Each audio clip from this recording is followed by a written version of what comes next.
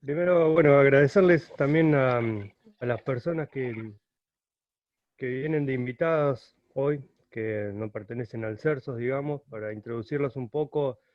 Les quería comentar que esto es un ciclo de seminarios que habitualmente hacemos de forma presencial en el instituto. Obviamente este año han pasado a ser virtuales, de los cuales se vienen dando exposiciones por parte de becarios, de investigadores sobre sus temas. Y nos habíamos anotado en una grilla y, y me tocó mi turno de exponer a mí. Y la verdad que siempre uno puede exponer los trabajos que habitualmente él está investigando, trabajando más, que conoce más a fondo. No sé si fue un brote de audacia o arrebato o cara durez, pero me interesó mucho a mí poner este tema en disposición de que todos lo podamos charlar y pensar. El tema es de la transferencia de tecnología y, bueno, diferentes cuestiones que por ahí pienso yo, con mi historia, con mi forma de ver la ciencia, cómo se me han dado a mí las cosas. Voy a dejar mi opinión sobre lo que les vaya a contar ahora, que es un caso que ilustra, pero que de fondo está todo el tema de la transferencia y de la vinculación, y un poco también del rol de la ciencia actual. Para cada cual tendrá diferentes ideas, ¿no?, sobre lo mismo, pero bueno, vamos a arrancar, ya me entienden. La idea es de que después de una breve exposición podamos ir charlando y debatiendo opiniones, posiciones, pensamientos. La idea es no cerrar información, simplemente abrir temas para charlar y que de pronto nos sirvan para seguir reflexionando después.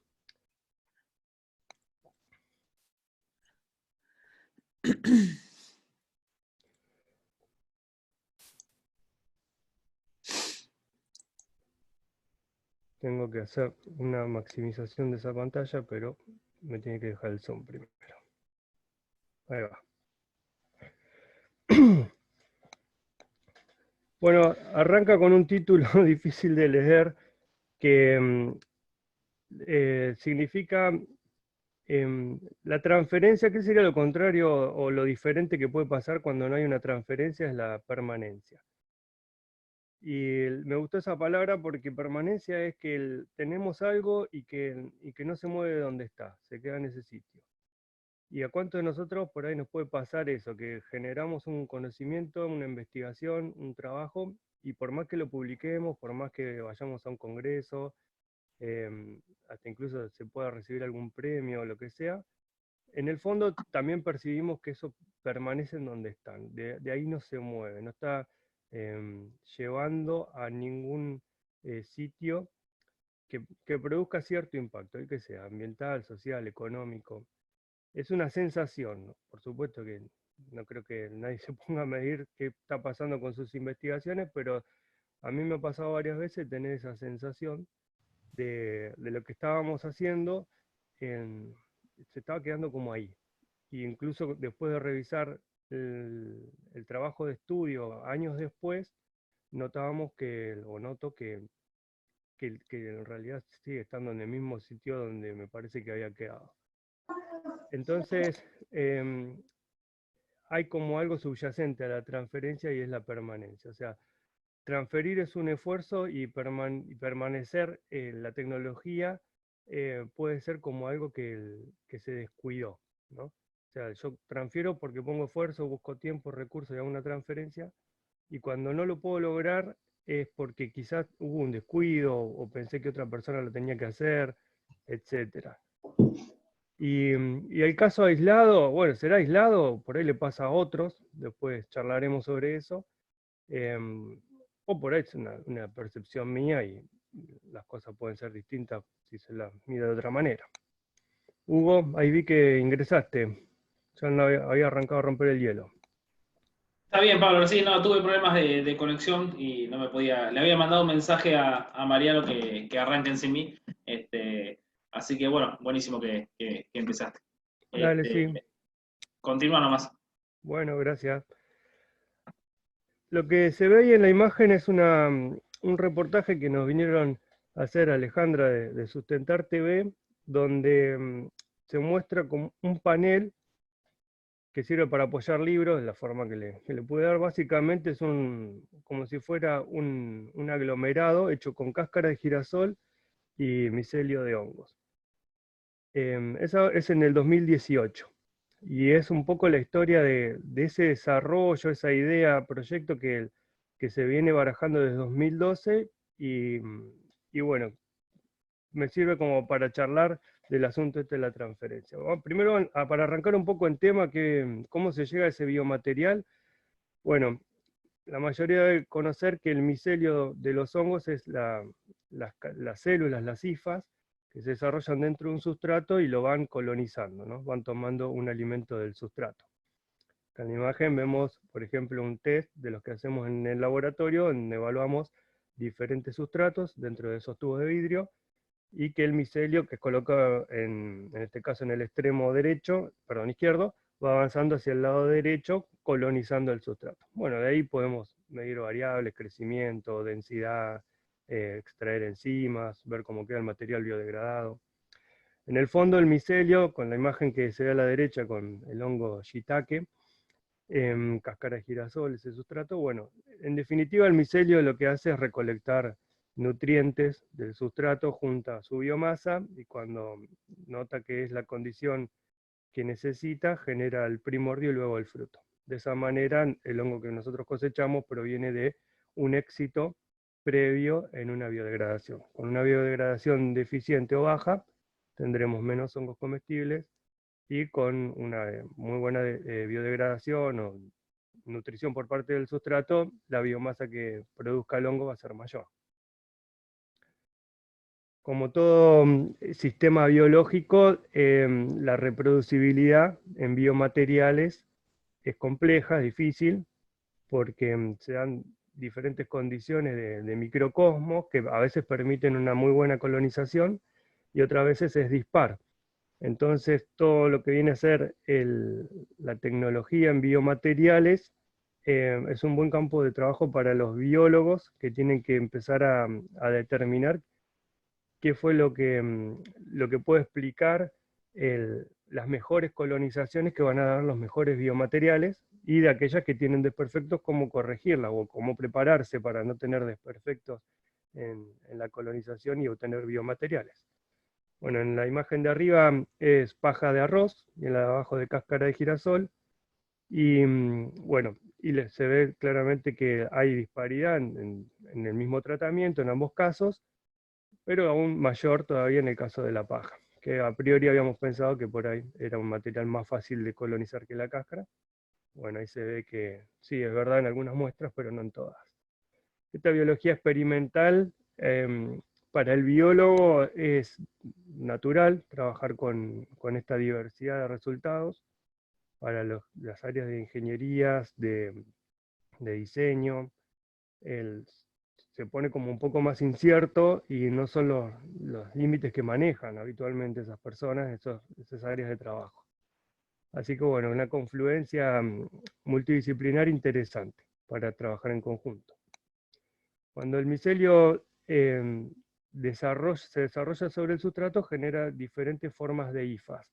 Hay hifas que ingresan en el sustrato y toman los nutrientes, pero no tienen oxígeno. Entonces también hay hifas aéreas que están hacia afuera y hacen el intercambio gaseoso, y hifas transversales que comunican la hidratación y los nutrientes. O sea, esto es lo que conforma la red a nivel microscópico con el tema del cultivo de hongos. La biodegradación de estas moléculas de lignocelulosa, o estas agroresiduos, que es lo que nosotros usamos mayormente como sustrato, bueno, sí, se va retirando nutrientes, pero también va quedando el micelio dentro del sustrato. O sea, los nutrientes se van traslocando por dentro de las hifas hacia el primordio, pero la pared celular del micelio se va conservando dentro del sustrato, y podemos generar una suerte de adhesivo adentro del sustrato. En esta imagen se ve cómo el micelio responde quizás a productos en este caso era un metal, que le genera un estrés osmótico y genera una pared celular distinta a un estado normal. Bueno, ¿qué quiere decir esto? Que la pared celular de los hongos va a responder, acá con un estrés osmótico, por ejemplo, generando gradientes. Esos gradientes van a estar conformados por diferentes moléculas y que al momento de secar el sustrato, o sea, al momento de que se le retira el líquido al contenido de la hifa, esas macromoléculas de la pared celular van a terminar siendo un bioadhesivo. Y con esto, por ahí podemos enfatizar que hay una ciencia subyacente al proceso que puede experimentar con el sistema, que podemos generar diferentes tipos de componentes en la pared celular, incluso podemos hacer bioprospección, es decir, seleccionar material biológico que cumpla una función que nos parece que es más importante y que merece ser pensada o evaluada, tenida en cuenta para hacer biomateriales. En el caso de nuestro laboratorio, los que están en el CERSO deben estar más al tanto que otras personas, que tenemos una serie de invernaderos, corrales, planta de producción de algas, de una escala importante, ¿sí? Bueno, en nuestro caso eso nos permite hacer estudios en escala piloto, es decir, evaluaciones al nivel de las que después se pueden aplicar fácilmente en escalas productivas por el volumen y las condiciones en las que trabajamos. Hacer un bioensayo de microcosmos en laboratorio, que lo hacemos también, te puede llevar a un resultado parcial, y hacer un ensayo de producción, donde estás trabajando a veces no sé, con 1 metro cúbico de sustrato inoculado y analizado, te lleva, además del resultado generales, a resultados específicos para la producción, para la transferencia de tecnología a nivel productivo. O sea, la tecnología que va a terminar usando un productor, una pyme, una industria, alguien que la aplique.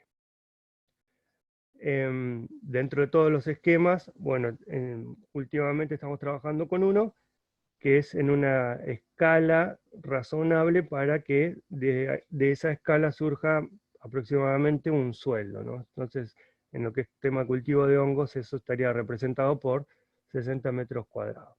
Obviamente, si trabajan más personas, el trabajo no es full time, es part time, pero como para que tengan idea la escala de trabajo que nos lleva a nosotros a hacer los ensayos, y que bueno, eso es lo que permite después la aplicación del resultado.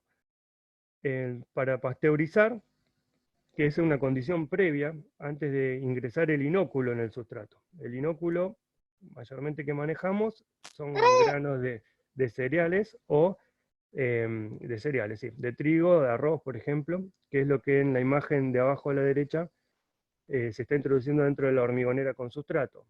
¿Qué es lo que pasó previamente? Lo que pasó fue que el sustrato, que puede ser cáscara de girasol, se le ingresa el agua necesaria, se enciende la hormigonera, que tiene una modificación con un mechero y una tapa, y se la pasteuriza. Con esas condiciones el sustrato es descontaminado, lo cual después permite que nuestro inóculo tenga más éxito a la hora de colonizar la biomasa. Todo esto aplica en biomateriales también, solo que por ahí a veces los biomateriales los vemos en estados pequeños, pero el proceso es básicamente el mismo, es despejar la contaminación oportunista que hay en todo tipo de sustrato y generar la mejor chance posible para que el micelio nuestro desarrolle.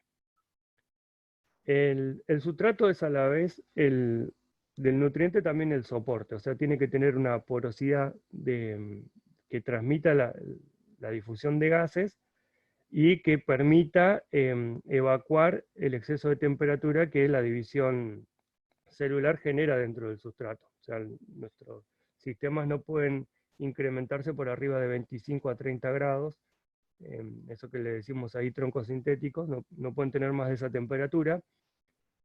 Y entonces, bueno, a las bolsas se les practican perforaciones. A la vez también es importante que el sustrato sea poroso, que no condense a toda la masa y eso evitaría después el poder liberar la temperatura que hay en exceso.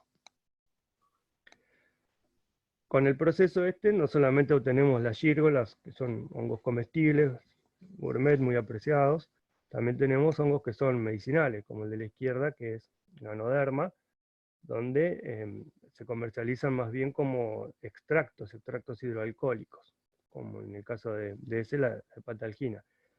Todo esto va a hacer un comentario previo para que comprendan cómo es que vinimos a parar a los biomateriales. Fue gracias a estos atributos que tiene Ganoderma. Nosotros con las cepas que trabajamos de Pleurotus no se nos daban estas situaciones, pero con Ganoderma y después también con Schizophilum y otras cepas lo empezamos a ver, era el tema de que podían bioligar bastante consistentemente a las partículas. Entonces, en lo que fue el transcurso de la postdoc, la presentación del plan y después la realización de mi beca postdoctoral, propusimos evaluar esta faceta de biomaterial en el caso de Ganoderma. Para esto hacía poco que se daban a conocer las particularidades de los compuestos a base de micelio. De 2010, 2009, 2010 empezó a tener conocimiento este rubro. De hecho, en 2012 fue cuando por ahí me enteré mejor yo, y allá hacía 2 años que había empresas que estaban trabajando con este tema. Y sí, es verdad, nosotros los tronquitos que tocábamos eran duros, se habían probado para leña en salamandras, por ejemplo, pero nunca como un biomaterial. Ahora vamos a analizar también qué pasó que no se nos ocurrió o no le veíamos más trascendencia, digamos, en aquel momento. Bueno, lo que hicimos fue, ahí esos tronquitos de Ganoderma están cultivados en las bolsitas clásicas de miel, que venían antes, ahora ya hace rato que no las veo, que son de 1,5 litros aproximadamente, donde adentro colocábamos sustratos en base a cáscara de girasol, paja de arroz. Tuvimos 2 proyectos, un PICT de jóvenes investigadores para lo que es el tema del arroz, y un startup para lo que es el tema de cáscara de girasol. Y lo que se ve abajo es esa ganoceta, medio cómico al principio ponerle nombre y empezar a hacer algo, pero después nos quedamos entusiasmados con los resultados.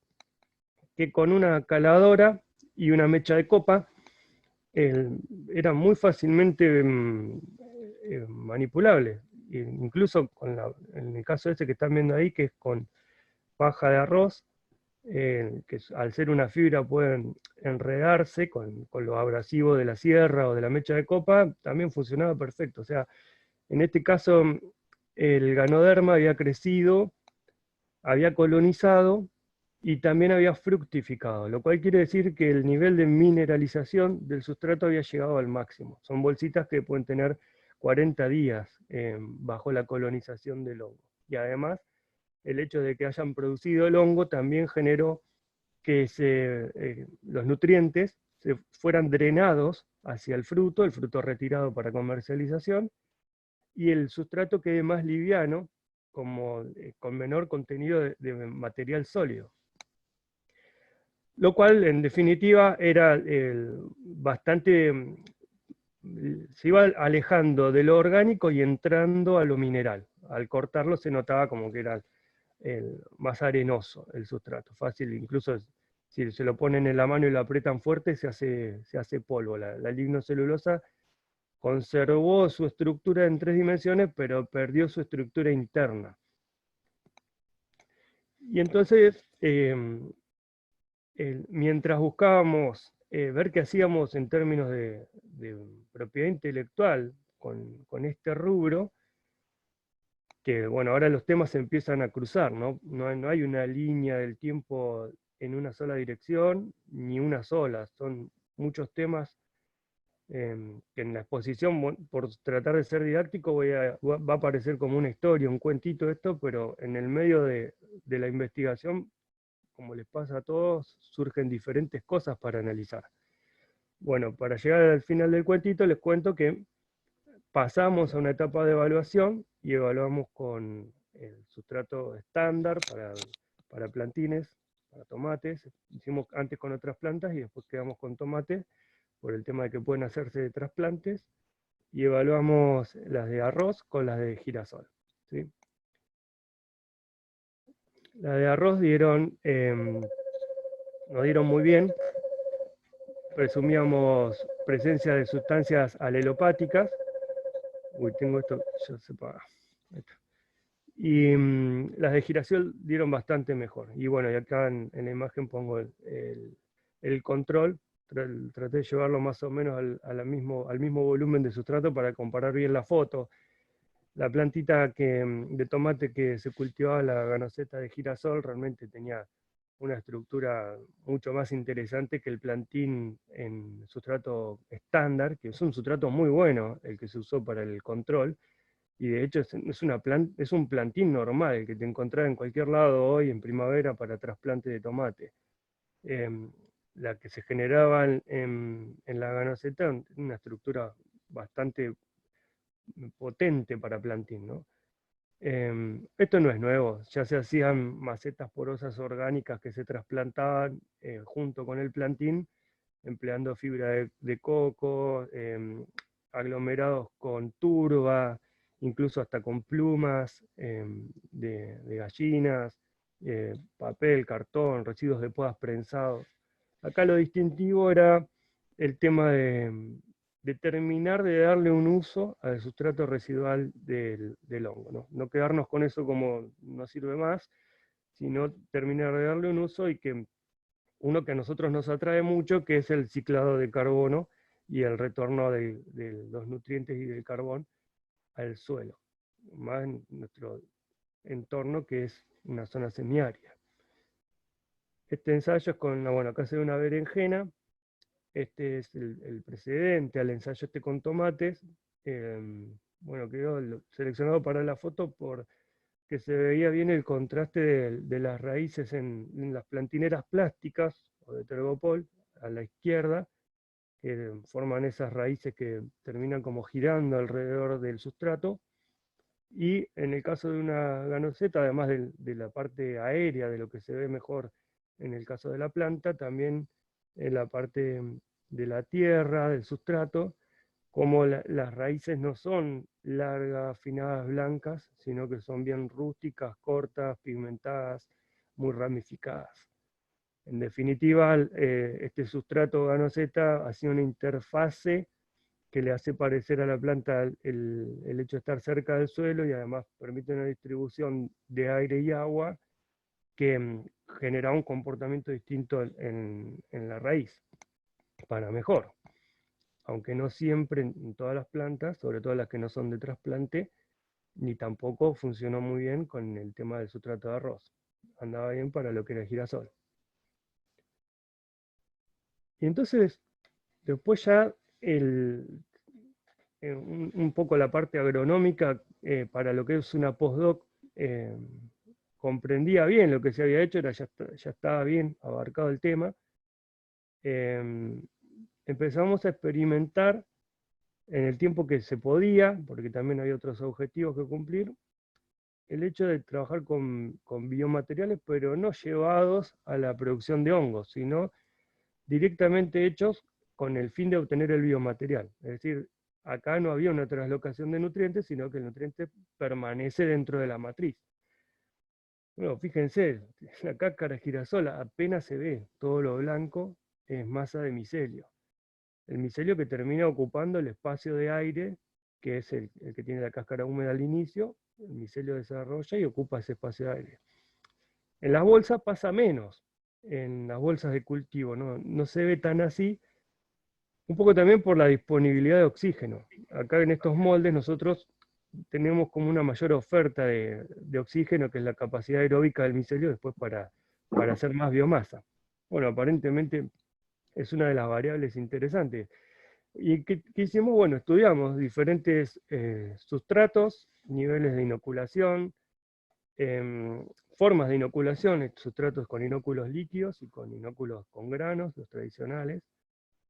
Y sobre esas probetas, bueno, ahí yo puse esas porque son las más desprolijas. Esto le puede parecer difícil de analizar a un ingeniero en materiales. Trabajamos con Marcelo Failia de Plapiqui, y este trabajo se publicó en un congreso, y no es que lo dimos de baja, todavía nos quedarían analizar algunas propiedades más, y probablemente cerremos un paper, ni bien se pueda. Pero bueno, la idea es, con la exposición, que conozcan el caso para después debatir sobre todas esas vicisitudes de los caminos de las opciones dentro de lo que es la investigación. Bueno, vuelvo al punto que las probetas son muy rugosas, ¿sí? Para lo que es un material a analizar con propiedades mecánicas, por ejemplo. Esas rugosidades trabajan sobre las propiedades, no es lo mismo. Y el yapa, acá con el micelio, la capa que es más dura de la que forma el micelio es la que está hacia afuera. Es como, vamos a decirle, una cobertura de quitina reforzada, que es en el sustrato lo que previene que la colonia, la masa en colonización, pierda humedad. Eso es una forma que el micelio también genera una barrera para poder conservar la humedad y mantener el nicho y seguir extrayendo nutrientes. Sacrifica algunas capas de células de hifas hacia afuera para que generen esa dureza. Y si esa dureza es irregular, las propiedades son muy irregulares también al momento de analizarla. Bueno, después modificamos las probetas, modificamos la bolsa, cortamos los extremos, buscamos la vuelta y algunos datos encontramos. Pero básicamente la importancia ahí en el impacto de las variables mecánicas se veía si se usaba una cáscara o si se usaba una paja, lo cual estaba dentro de lo esperable. O sea, una fibra que transmite esfuerzos en muchas direcciones y en distancias más largas, va a tener cierto comportamiento en la flexión, por ejemplo, en retornar a su forma original, que una cáscara que es más cortita, más redondita,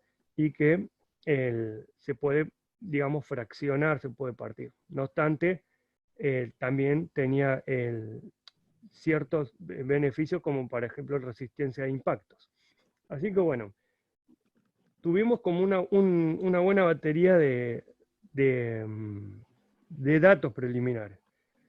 El punto fue que, que nos quedaba muy alta la vara para llegar al punto de lo que en el nivel privado esta empresa, que fue la pionera en el tema, Ecovative Design, venía desarrollando. Le estaban metiendo con todo, estaban en Nueva York desde 2010, y bueno, parecía muy importante, muy interesante todo el desarrollo.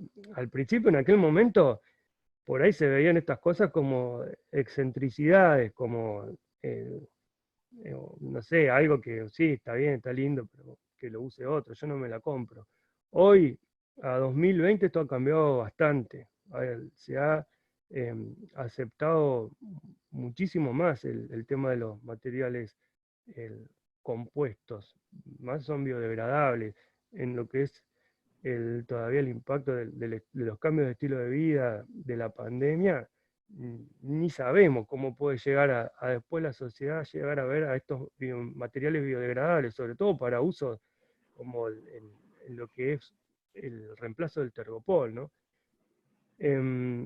Las ideas son infinitas, porque acá es cuestión de hacer un molde y colocar una masa adentro, y después permitir la colonización, y la copia del molde es bastante buena, y supongo que también se puede mejorar mucho según el uso, las necesidades que tenga el que lo tenga que aplicar, ¿no?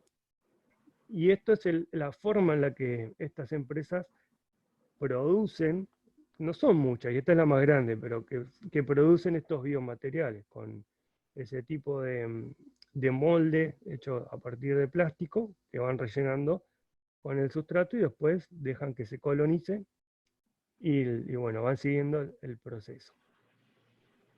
Bueno, y acá donde arranca el tema de la charla que quería llegar. Así que bueno, yo voy a ir tocando estos temas, a la medida que alguien quiera conversar, agregar o ampliar bien. Si no, por ahí cuando llego al final, podemos también volver para atrás y poner alguna de las filminas estas y charlar. Bueno, el primer punto era, yo estaba con la postdoc, y todos saben que en el tema de la postdoc, estás medio que no sabes si estás terminando la doctoral, haciendo la postdoc, o tratando de ver si llegás con el salto a enganchar para el ingreso a carrera. Son 2 años de una situación bastante extraña. Yo veo que se reproduce, por ahí no a todos le ha pasado, pero tenés mucho para terminar de escribir de la tesis doctoral y publicar. Vos sabés que lo próximo, lo que viene más adelante, es ingresar en carrera de investigador, si son tus objetivos, y para eso necesitas tener publicado muchas cosas. Y si bien la postdoc es un tema nuevo para publicar, por otro lado, probablemente no haya cerrado la publicación de lo anterior. Y entonces, cuando nosotros vimos, en ese momento hicimos un curso de empresa de base, de creación de empresa de base tecnológica, 2015, con Magalí, Alejandra, Mariano, y otros chicos más. Y en ese curso empezó a tomar como más noción. Yo no tenía ni idea de lo que era una patente, cómo se trabajaba. El- Hasta ese momento, la parte de vinculación tecnológica acá en el CONICET, estaba Mariano Uset, que después tomó el cargo como funcionario en Punta Alta, y después vino David. O sea, eran temas nuevos, muy nuevos. Y en lo que era protección intelectual, aparecía como el guarda: no digas nada, no publiques, que si no después no vas a poder patentar. Y cuando hacías los cursos de EBT, o te formabas en algo, veías una exposición, em, lo ratificabas. O sea, todo el potencial que puede llegar a tener tu idea, cómo acercarse a un desarrollo eh, comercial y productivo, lo perdías si llegabas a publicar. Entonces, bueno, eso que dice ahí, reporte una invención, registre su FDI, eso es de la página de internet hoy. Nosotros enviamos un formulario de divulgación de invención antes de publicar, esperando que nos contesten a ver si eso era factible de ser protegido con una patente. Y mandaron a hacer un estudio, dieron un dictamen que se podía llegar a ampliar. O sea, el dictamen fue que no se podía patentar. Las razones que dio, por un estudio que se terceriza eso, em, manifestaba ciertas variantes de lo que nosotros proponíamos. Nosotros pusimos todo, porque el formulario ese te dice que digas todo. Entonces, pusimos todo, y en algunas cosas decía que no, respondimos preguntando, en el resto de las cosas que no se pronuncia el especialista, ¿qué hacemos? Y no recibimos la respuesta. O sea, probablemente, no sé las razones, pero probablemente tenga que ver con algo que es bastante frecuente, que es en este tipo de oficina, dentro de lo que es la estructura de CONICET, hay mucha movilidad laboral de las personas. Entonces, no suelen estar por mucho tiempo en un rol determinado, y, y no sé, yo lo asumo que parte de eso tiene que haber pasado, no, o mucho trabajo y poco recurso humano, no sabemos. Y mandé varios mails, y mientras tanto, claro, yo tenía el tema que no había ingresado a carrera, entonces debería estar preocupado por publicar. Lo que era la parte de la tesis ya había sido finalizado, me quedaba esto, y bueno, empezamos a hacer el borrador, la escritura y todo, y bueno, estoy ahí como Homero, ¿viste? Sigo esperando, llamo por teléfono, ¿qué hago? O mando a publicar el paper. Y bueno, ya mandamos un mail como diciendo, tenemos el paper, ya está todo escrito, o presentamos el formulario para la patente, o ya salimos.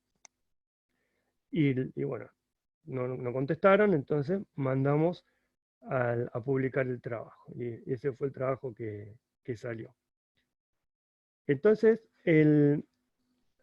la cuestión acá es el uso del tiempo, ¿no? El uso del tiempo, y ese tiempo no solamente tiempo en sí mismo, para hacer una tarea que lleva más o lleva menos, también es una manera de organizarse uno y de pensar cómo va a resolver su actividad científica y tecnológica.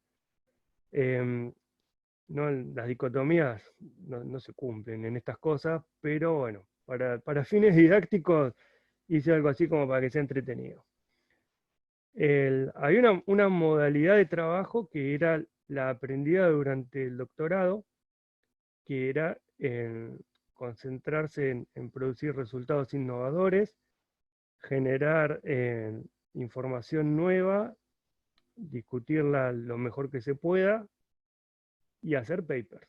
Llegar a eso como producto entregable. El final de ese camino terminaba en un paper. El estilo de trabajo, ya lo sabemos cómo es mucha lectura, escritura, mandar mails, bajar, leer info. O sea, era escribir proyectos, mirarse en el espejo del Scopus a ver si va bien todo, la vida académica con sus cursos, congresos, participación de comités, etcétera, y estar atento a convocatorias que te permitan un poco tener el margen para hacer las investigaciones. Por el otro lado, el tema de la vinculación, de la transferencia, del generar otro tipo de producto entregable, más allá del paper. Obviamente en ese momento uno piensa que puede hacer todo. Hoy ya hago esta reflexión, ¿no? y alguno me acompañará con yo puedo hacer todo, buenísimo, y muchos dirán, no, yo esto lo descarto porque si no, no me sale bien esto. Otros dirán, no sé en dónde estoy. Otro dirá al contrario, prefiero hacer esto aunque no produzca de lo otro porque me gusta o me convence mejor, qué sé yo. Bueno, la otra dicotomía figurada, ¿no? de este asunto era el mantenerse en un rol de vinculación, de agenda, de dar a conocer, de buscar cómo se implementa esto en un medio ambiental, social, productivo, lo cual llevaba a tener alumnos de secundario como pasantes, de otras ramas de las disciplinas universitarias. O sea, el rumbo era más tener pasantes que tesinistas o tesistas, eran personas para objetivos más bien aplicados. Trabajar con desarrollo, llevándose muy de la mano con el industrial, con el pyme, con el que quiere aplicar el conocimiento, pero no quiere perder más tiempo y menos en esperar que vos termines el paper. O sea, seguir una dinámica muy fuerte, muy rápida de conseguir resultados. Los tiempos de la industria que dicen. Y obviamente algo que hasta ahora nadie, por lo menos a mí me había sentado a explicármelo claramente, y que era el mercado. O sea, el mercado, ni idea que era el mercado, ni cómo podía llegar a determinar mi actividad. Más bien, yo estaba más bien con el método de hacer paper queriendo ingresar en el método de la vinculación. O sea, poder seguir haciendo papers, pero bueno, hoy ya veo que el valor del tiempo es fundamental, y que hacer alguna de las dos cosas bien requiere una estrategia y una organización, ¿no? Así de buena primera parece que no sale con mis capacidades, ¿no? Y bueno, ¿qué, qué hacemos con las ganosetas? ¿Qué hacemos con los biomateriales? O sea, ¿cuál era el porvenir de toda esa línea de trabajo? Lo que se me vino a la mente, así como Jack Sparrow, terminas pensando, ¿no? ¿Lo vieron? Pirata en el Caribe, Jack Sparrow, no, se le metió algo en la cabeza, puede estar hundido en un bote solo, colgado en un palo. No se le va de la mente lo que tiene que hacer. El objetivo de la narrativa de la saga lo tiene siempre presente. Así que ese espíritu de decir qué hago con un tema que es nuevo, que me interesa, que está bueno, que sé que se viene, que puede prometer algo, pero no tengo el recurso tiempo o me falta algo de lo que aparece ahí. Por ejemplo, tener un financiamiento. Bueno, el financiamiento que me parecía mejor para esto era el startup, la beca, pero todo es, meterse en un tema de startup, requiere entrar en un mundo de negocios, el cual yo no tengo especialidad. Entonces, o trabajo con otro o empiezo a aprender de eso. También algo que me interesa mucho, que creo que a muchos nos interesa, es el desarrollo colectivo de la ciencia. O sea, la ciencia en términos más sociales, más abiertos, no tan encerrada dentro de la academia o del instituto y que interactúa mejor con la gente, con la sociedad, para nutrirse de saberes que no provienen solamente de libros o papers. O si no, directamente dejarlo ahí, colgado, como un tema de consultoría, por si alguna persona alguna vez necesita este tema, bueno, que sepa que lo podemos trabajar y llegar a resolver algo. O bien, un tema de divulgación, un contenido docente, para dar un curso de tanto en tanto, hasta que vea cómo se resolvieran las cosas. Un poco quedó así, hoy por hoy. Como toda cuestión, hay un escenario, y el escenario es lo que muchas veces nosotros no le ponemos condiciones al escenario. El escenario está, aparece, y te genera a vos la opción de, vos podés ser el, muy concentrado en una cosa, pero el escenario te cambió, tenés que tener cierta flexibilidad para pensar las cosas de otra manera y poder encontrar una solución a término o antes, o quizás mejor que no hayas pensado. O a veces dicen salir de la caja y encontrar recursos nuevos. Bueno, a mí lo que me quedó claro que el tiempo era un recurso que había que administrarlo muy bien. El dinero puede venir no solamente de financiamientos científico-tecnológico, que es lo que uno más está acostumbrado, sino también de financiamientos de áreas de producción, o ANRs, también que se les dice en términos de producción, de desarrollo social, de convenios, de trabajo en conjunto con otras entidades. El recurso humano no es mágico, no es espontáneo. Una persona que pueda comprender el proceso de hacer biomateriales puede incorporar conceptos básicos rápidamente, pero por ahí domar un poco el tema le puede llevar un entrenamiento, mínimamente una pasantía. Entonces, de pronto apareció una oferta o llega a aparecer una oferta y no está la persona con el conocimiento de cómo hacer las cosas, y bueno, esa oferta se cae.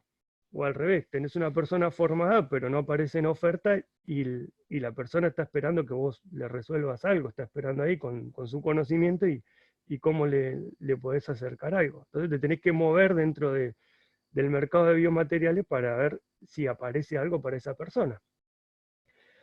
Otra cuestión que venimos trabajando en el CERSO, muchos lo saben, es con el Colegio de Abogados de Bahía Blanca sobre el tema de las regulaciones ambientales, de cómo esto va a parar a políticas públicas, cómo desde la ciencia hacen una transferencia hacia políticas públicas, los términos legales de las investigaciones, también otro tema muy nuevo que nos llevó a estar involucrándonos cada vez más con el Colegio de Abogados, con el Instituto de Derecho Ambiental, con muchas satisfacciones.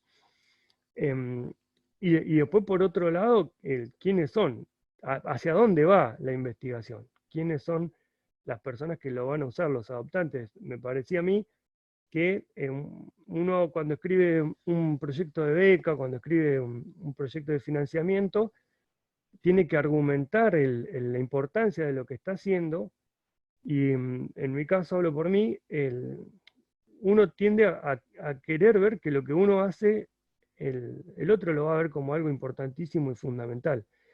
Y a veces no existen esos adoptantes. O sea, el interés de la sociedad no está parado en lo que uno cree o de la manera o al nivel que uno cree que la otra persona lo está viendo. Entonces por ahí falta captar interés, generar conocimiento o abrir mercados nuevos. O uno variar algo de lo que está haciendo para poder entrar en la oferta.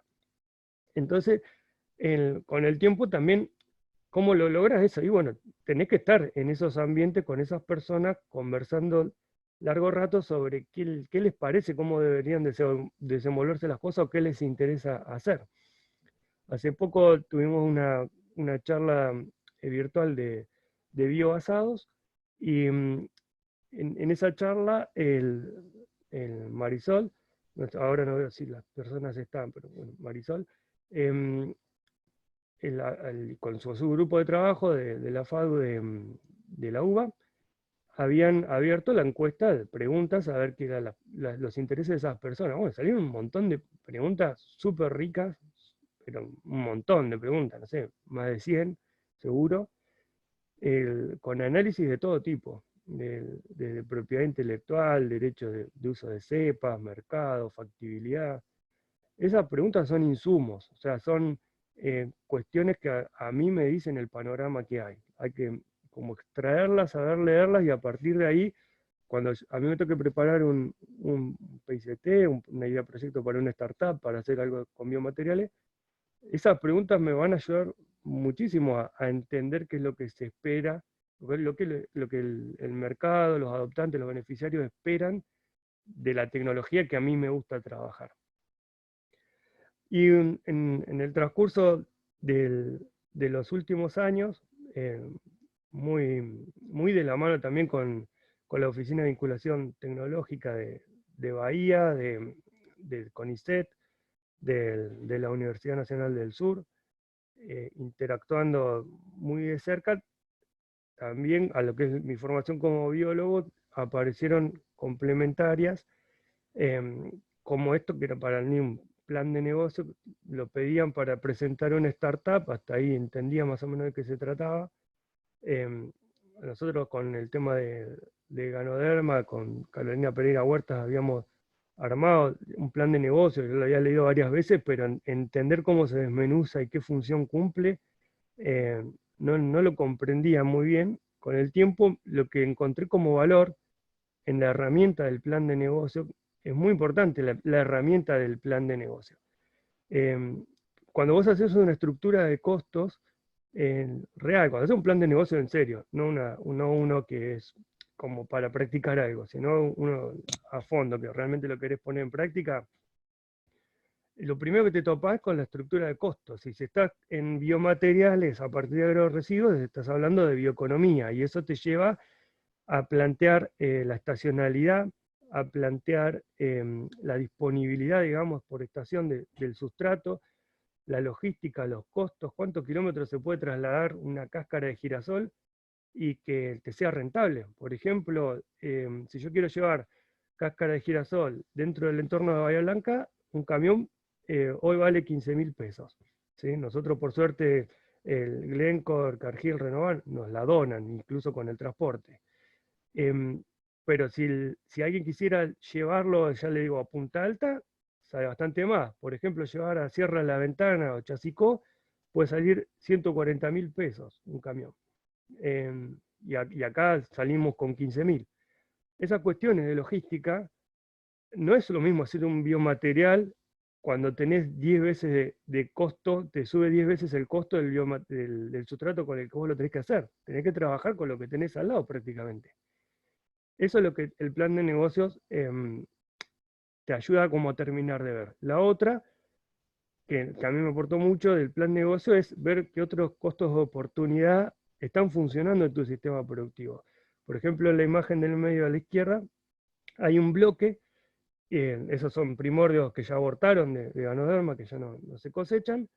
Bueno, ese bloque puede ser utilizado como un bloque, digamos, para un relleno, para hacer una matriz, no sé, se han usado para diferentes cosas. El que sea diseñador y le interesen los materiales sabrá qué uso darle.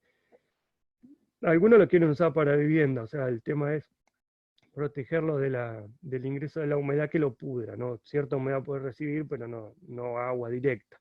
Bueno, pero para no irnos por ese lado, sigo.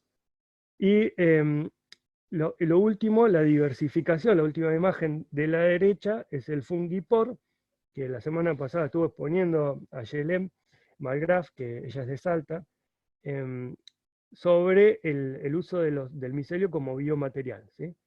Y esa imagen es de ella. ¿Qué quiere decir? Una diversificación, esto todo surge del plan de negocios. ¿Qué más puedo hacer con lo que yo ya tengo pagado como equipo? ¿De qué otra manera el equipo que tengo ahí le puedo seguir dando trabajo y que el tiempo me dé productividad en ese ámbito?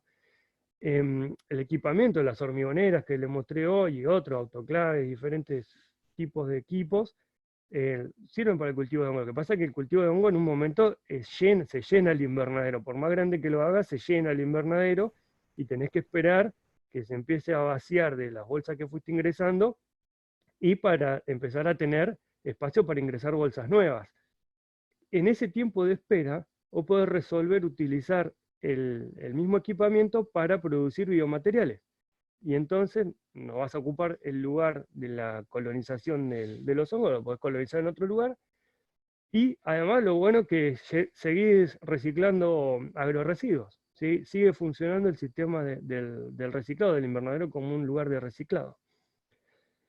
Y bueno, ¿cuál es nuestra experiencia con el tema de los planes de negocio? Bueno, como comentaba, lo del startup de Ganoderma hizo que pensáramos uno, yo no estaba ahí, así que lo pensaron los que estaban, y después también algo que teníamos y por ahí decíamos, bueno, es algo que nos da trabajo, el invernadero, trabajar en escala piloto, pero bueno, al final después uno le encuentra el valor a esa infraestructura, o sea, uno entiende que es parte de su escenario y lo conveniente que resulta tenerla, y el tema de poder trabajar en escala piloto, y que ya más o menos con el tiempo estamos todo bien aceitadito para poder hacer esos estudios, que llevó mucho trabajo general, esa armonización de las actividades, ¿no?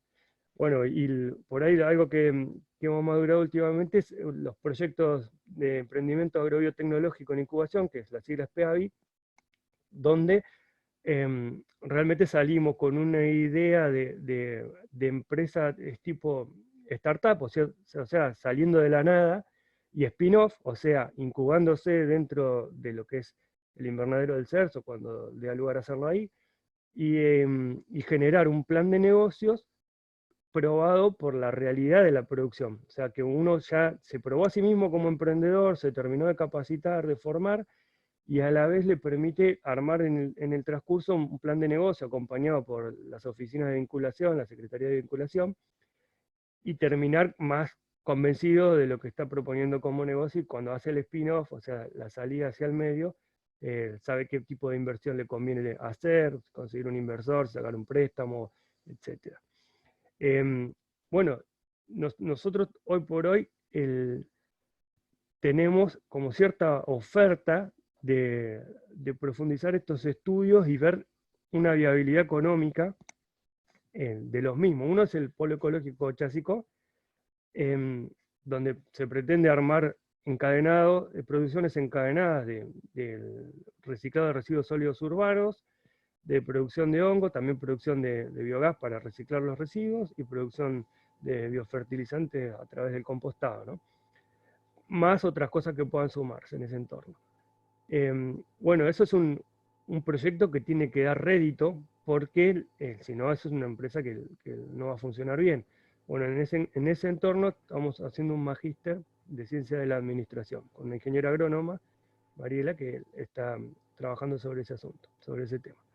Después un postdoc de transferencia con Daniela Caprile, que ella estudia, además de la transferencia de este tipo de proyectos, otros de INTEMA de Mar del Plata, en conjunto, y vemos cómo es el fenómeno de la transferencia. Vemos, no, o sea, empezamos a ver en equipo, a trabajar sobre la visión de los fenómenos de transferencia, que se puede plantear para el esquema de la ciencia en términos de universidades y de CONICET. Ese es el objetivo del postdoc.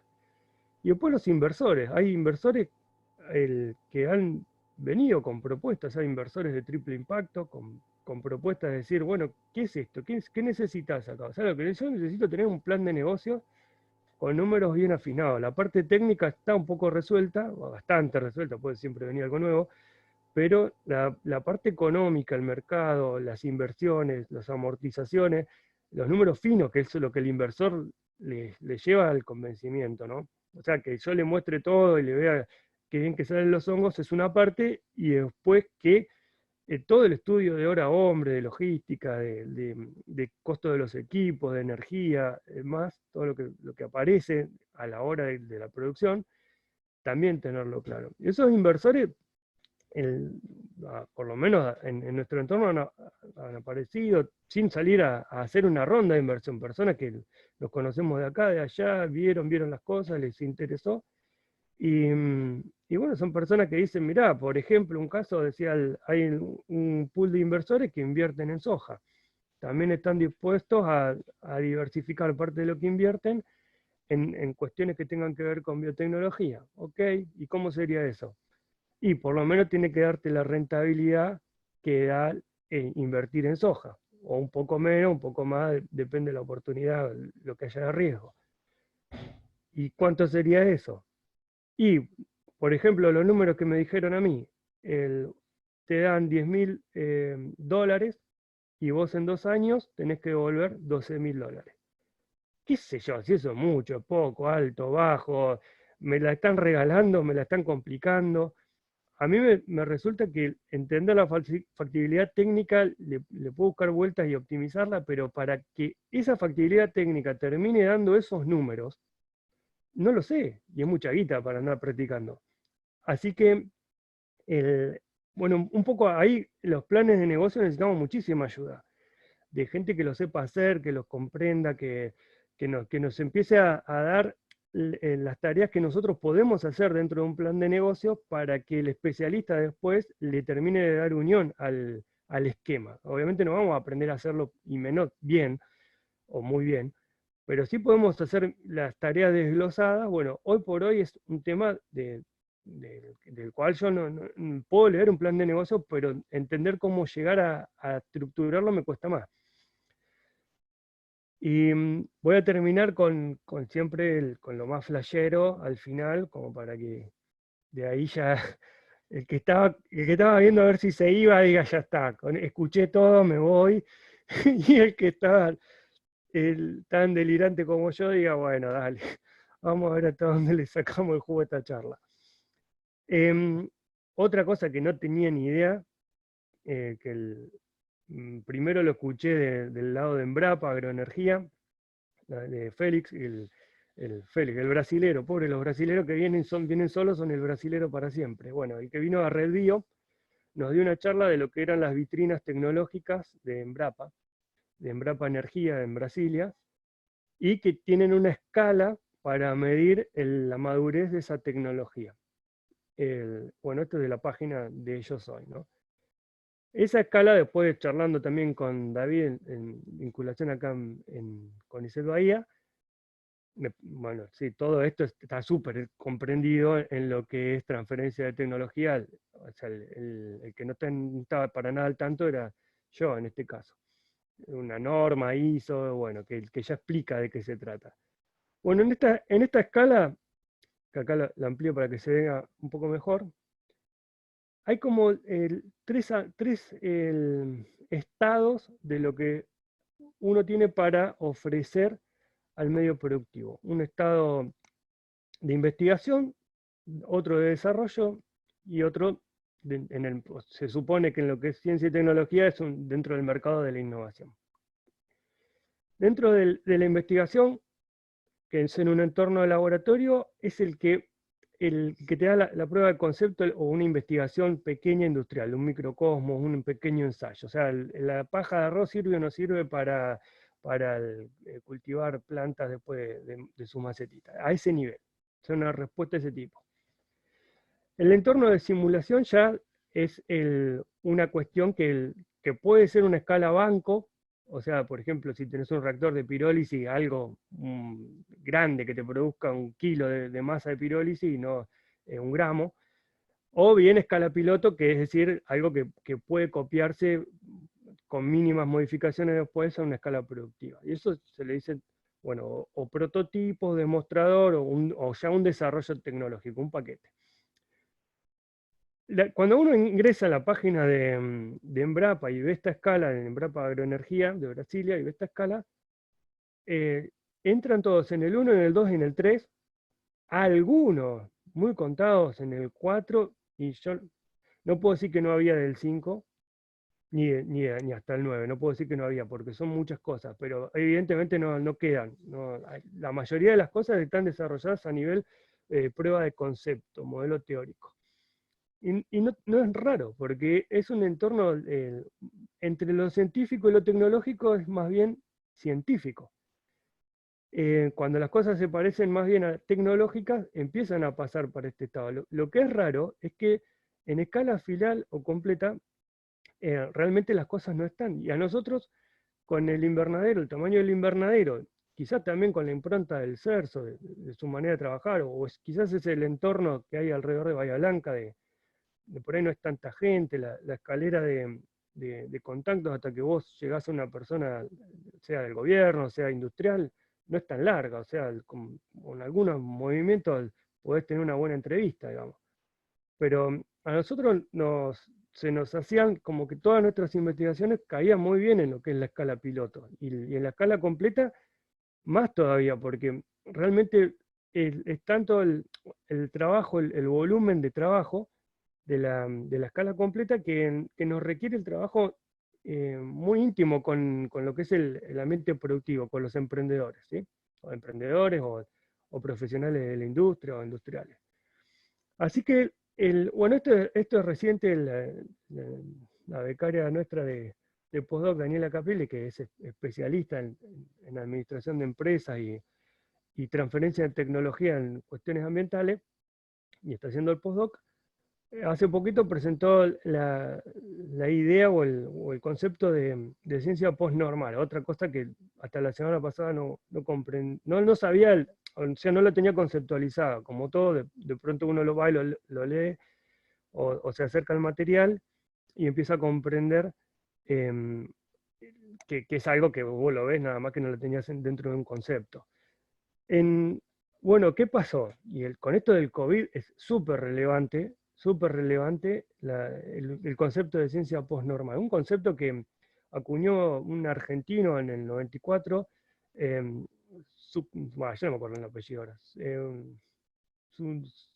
Silvio Sunovic o algo así. Matemático que después estudió epistemología, o sea, filosofía de la ciencia, y trabaja en la Unión Europea hoy. Lo que explica en este cuadro es que la ciencia normal, la que preponderaba hacia los 80, la visión de la ciencia que preponderaba hasta los 80, es una ciencia de baja incertidumbre, o sea, puede controlar muy bien lo que investiga, pero a la hora de aplicársela en un ambiente social, real, urbano, institucional, democrático, con diferentes paradigmas, explica cosas de bajo riesgo. O sea, quiere decir que en la decisión de lo que dice, no hay un impacto grande. O sea, cuando hay que decidir algo, por ejemplo, cuarentena sí, cuarentena no, cuarentena corta, cuarentena larga, a ese nivel ya la ciencia se transforma, va pasando de consultoría, o sea, el gabinete de expertos, los ministros, los asesores de los ministros, todas las personas que son expertos, consultores. Nadie se va a poner, el presidente no se puede poner a leer un paper para ver qué hace con la cuarentena. O sea, tiene en el impacto alto de la decisión, una decisión que involucra a la sociedad, la ciencia que se involucra en ese estado es la ciencia postnormal. Ahora les voy a explicar cuál es el punto del conflicto de todo esto, o por lo menos, o sea, obviamente es mi visión de esto, y ya les digo, la semana pasada, sí, la anterior no tenía idea que existía el cuadro este, es como un análisis que estoy haciendo en este momento. Y sin embargo, es la que realmente se aplica la ciencia postnormal en términos sociales.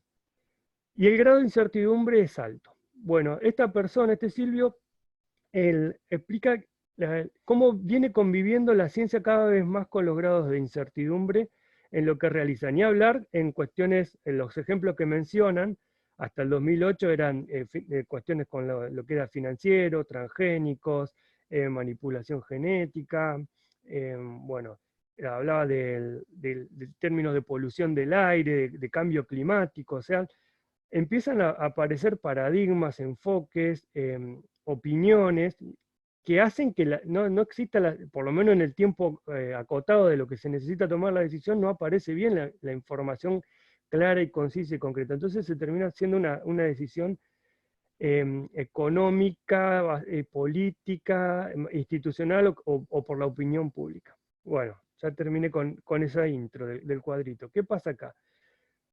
Nosotros, o por lo menos como lo veo yo, encontré que existe como cierta relación entre esa ciencia aplicada normal con las ciencias básicas de lo que a nosotros nos toca estudiar en laboratorio. Por eso lo puse con los mismos colores que estaba recién la escala TLR.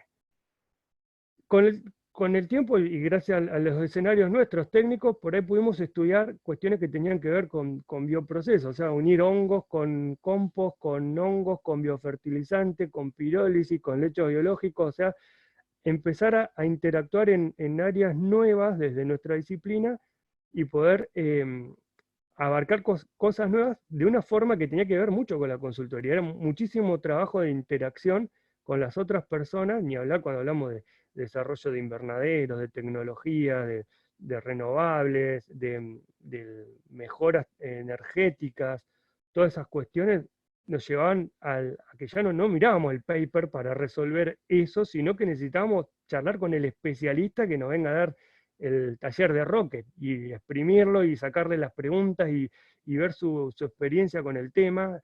Lo mismo ir con el productor de hongos de muchos años y hacerle visitas técnicas y preguntarle cómo le va. Sin embargo, por ahí, no sé, es la sensación que me da a mí, que todos queremos estar acá. Y esto lo digo porque cuando escribimos esos PICT, los proyectos de doctorado, postdoc, en muchas partes tenemos que decir la importancia de lo que estamos haciendo, en dónde va a impactar, cuál es el impacto de tu investigación. Y hablamos de estos productos de la ciencia postnormal. Me parece a mí, es un juicio, lamentablemente lo tengo que decir, hago un juicio, no sé si podría fundamentarlo del todo, pero me parece a mí que el juicio es que tendemos a creer que conocemos realmente lo que pasa en este nivel social, la complejidad del nivel social, o sea, porque tenemos una opinión política y tomamos noticias, porque asistimos a un seminario que nos convence y volvemos a seguir a ese autor o seguimos un canal de YouTube, tenemos cierta como convicción interna de que estamos llevando bien y que medimos bien la sociedad, pero realmente hay una forma de hacer eso dentro de la ciencia, que son desarrollos más bien nuevos, quizás no sean nuevos, capaz que hace 20 años que están, pero son nuevos, que son, a ver si... Estos temas de estudio, por ejemplo, en educación no formal para lo que no es de grado ni de posgrado, sino para formación profesional, escuelas técnicas, para personas con discapacidad, o sea, ¿cómo podemos hacer para que de pronto estemos formados en esto? Eso es lo más difícil, lo que encara ahí. Después es más sencillo, más fácil entender, aparte de derecho ambiental o economía ambiental también, y otra muy interesante, que es el desarrollo ecosistémico, cómo tomar en cuenta la cultura, los valores de un lugar, las concepciones del ambiente para las personas de ese lugar sobre las propuestas tecnológicas y científicas que se hacen sobre una práctica productiva, por decirlo algo. El caso en auge ahora es la agroecología, ¿sí? La agroecología como ciencia postnormal hace eso, es un estudio técnico, un estudio que toma conocimientos de la parte básica, pero también incorpora la experiencia de los productores, que hace mucho tiempo que están en ese ambiente, que conocen detalles, que ya están inculturizados, y en el caso de la agroecología, que propone cambios en el sistema, o sea, reestructuraciones de formas de vida, de toma de decisiones, de reglas de administración. A eso es lo que voy. O sea, esta fase existe, se puede investigar, se puede trabajar, se pueden presentar planes de doctorado, de ingreso a carrera, de lo que sea sobre eso. El pequeño problema es que no hay forma fácil de mostrar un antecedente que entre en las escalas de evaluación y que valide y de pronto también promueva ese tipo de investigación o especializarse en esa área. ¿Por qué? Porque el área núcleo, la base, la que te da menos incertidumbre y que tiene menos riesgo, la que te produce más paper. A lo sumo una patente, a lo sumo un doc o un postdoc. O sea, si vos querés hacer paper, patente, te vas a mantener siempre acá. Porque con poquito controlás las variables, cambiás la variable y vas teniendo paper nuevo. Entras en el ritmo de la discusión científica, vos te parece que estás generando un impacto social, seguramente muchos lo hacen, por ahí no ha sido mi caso, pero han impactado socialmente cambiando conceptos científicos. Yo hablo de lo que hace quizás la batería, quizás, ¿no? En mi prejuicio, quizás la batería de personas es quizás no tener motivo o ánimo o conocer las vías de trasladarse a impactos sociales más marcados, no sé, las palabras me ayudarán a buscarlas después, y tener no sé si es una zona de confort o un miedo que de cómo me voy a mover de acá si yo no produzco patentes, papers, cómo voy a ganar un proyecto. Porque cuando escribí el proyecto sí pones cuestiones sociales. Cuando uno escribe el proyecto sí pone, voy a impactar en la sociedad, voy a cambiar un sistema productivo, esto le va a dar trabajo a la gente, esto va a dejar de contaminar. Nos lanzamos a conversar sobre esos temas en las propuestas de los proyectos y en la práctica por ahí nos retenemos en lo que nos va a dar un paper en tiempo y forma, por lo menos, que no caernos del sistema por no tener un paper. Queríamos estar acá, pero no podemos quizá movernos demasiado de este lugar. O sea, los entregables de la consultoría, ¿qué van a hacer? Codesarrollo. Trabajo con un ingeniero, desarrollamos una estufa Rocket para hongos, y eso no es difícil de entrar en un paper. Aparte, nuestra forma de trabajarlo es colaborativa y divulgación. Entonces ya no se puede proteger como una patente, no nos puede poner un poroto acá. Entonces lo que nos pone un poroto en validarnos como grupo de investigación, como personas conocedoras del tema.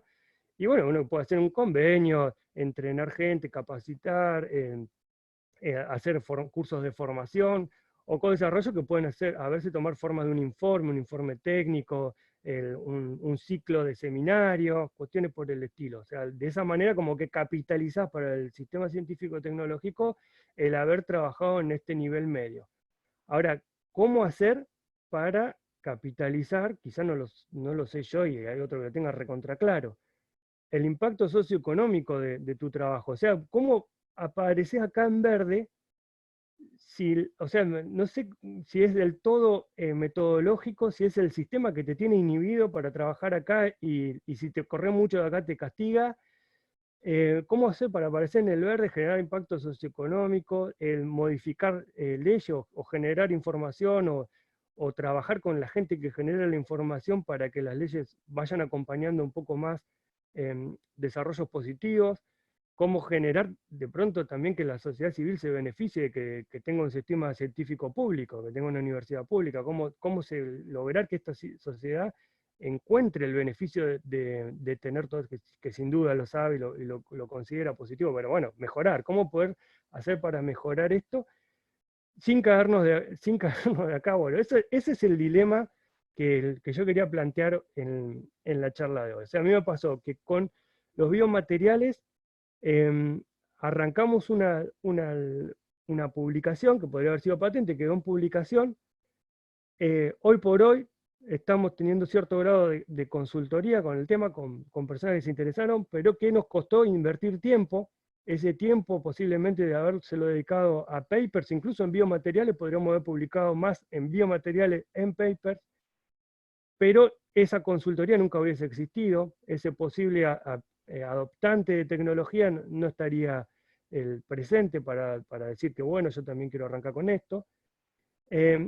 Y ahora pensar en un esquema de impacto socioeconómico, quizá en el caso de un investigador pueda tener cierta libertad de dedicarle cierto tiempo de su agenda a esto, pero el becario doctoral o postdoctoral está muy inhibido es una pérdida de tiempo, le pueden decir mucho, o justificadamente, no sé, le pueden decir, no busques esto, mantenete acá, porque si no, ¿cómo va a entrar en el sistema? Si vos te dedicás a hacer huertitas o dar capacitaciones o tomar datos con encuestas que son largas, son periodos largos de registro de datos, trabajar en comisiones de especialistas múltiples donde hay opinando personas de diferentes lugares, las reuniones son largas, son muy frecuentes, hay mucho trabajo para hacer.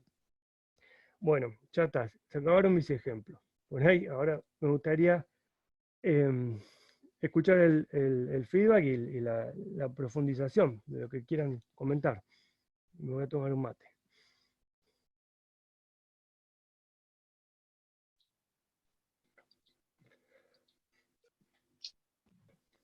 Buenísimo, Pablo. No sé si alguien quiere hacer alguna pregunta. Yo tengo primero una pregunta, igual me quedó del principio de la charla, cuando mostrabas esta empresa en Estados Unidos que tenía los moldes y que venían los micelios y el sustrato y demás. O sea, pareció como que ellos solamente hacían biomateriales, pero no producen hongos. O hacen las dos cosas. Esa empresa muy interesante últimamente lo que hace es tomar el micelio y hacer como una especie del bacon que hacen ellos, ¿no? Un bacon vegetariano. Eso es lo único que hacen en el rubro alimenticio que vi yo. Posiblemente trabajen con otras empresas más haciendo otras cosas, de hecho diversifican, pero en lo que es comestibles no los he visto, por lo menos con ese nombre, participar. Tampoco me he fijado dentro de su red hasta dónde llegan con los temas, pero por lo menos hasta ese nivel no aparece. O sea, pero eso es muy interesante igual. Es un bacon, es como esa masa de micelio blanca hecha crecer sobre el aire, digamos, siendo como una goma espuma que cuando se cocina queda aplastada. Y es un hongo feteado, básicamente, pero hecho de micelio, no del cuerpo fructífero. Está bien. Después, bueno, para lo último que en realidad fue la frutilla al postre, ahí me parece que hay un montón de discusión. No sé si alguno quiere hacer alguna pregunta al respecto. O participen, comenten lo que quieran. Sí, no, por supuesto. Pablo, nada, es solamente cerrar un poquito con lo que vos, más allá de la parte de investigación, tus preocupaciones por el tema justamente de una transferencia real, que uno siente que va siempre atrás de la frutilla pero no alcanza. Yo creo que vos resumiste muy bien todo lo que todos pensamos, porque todos lo pensamos de una u otra manera. Más que nada porque el sistema, cuando hablo de sistema hablo de científico, ya sea CONICET o SIC, que son, bueno, las dos entidades fuertes de Argentina, cuando vos hablabas 20 años atrás de ciencia aplicada era poco serio, ¿sí? Estaba realmente todo orientado a la ciencia básica. De ahora 10 años, tal vez un poquito más, hacia atrás, se empezó a hablar de transferencia, ¿sí? De que uno tenía que transferir. Pero tampoco nos dieron las reglas claras para poder hacerlo. Es decir, nos están estimulando a hacerlo, pero no están siendo, hay un ni. O sea, para mí todavía sigue habiendo poca transparencia en lo que están promulgando. O sea, nos están diciendo, el científico tiene que salir, tiene que transferir, pero no nos están dando las herramientas. Uno, como también docente de la universidad, sabe que cuando, por lo menos yo como bióloga, como vos, cuando salimos de la universidad, salimos realmente muy bien formados académicamente, pero no tenemos tampoco ahí ninguna formación para hacer un plan de negocio.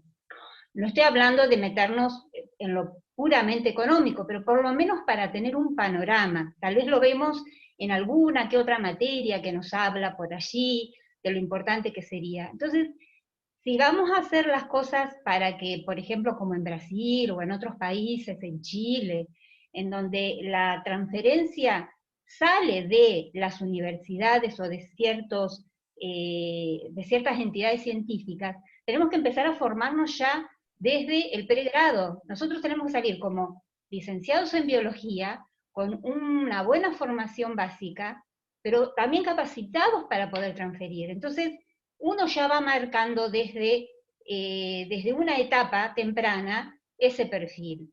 Cuando ya llegamos a la etapa de investigadores, los que logramos entrar, ya lamentablemente si el sistema no se define, no nos da los recursos, más allá de presentarnos a un PICT o un PIB, que después la plata por allí, no lo estoy criticando porque siempre es una ayuda, pero sabemos que a veces la plata viene 2 o 3 años después de que uno pidió el presupuesto, y eso en un terreno comercial no sirve, porque el terreno comercial quiere el resultado ya.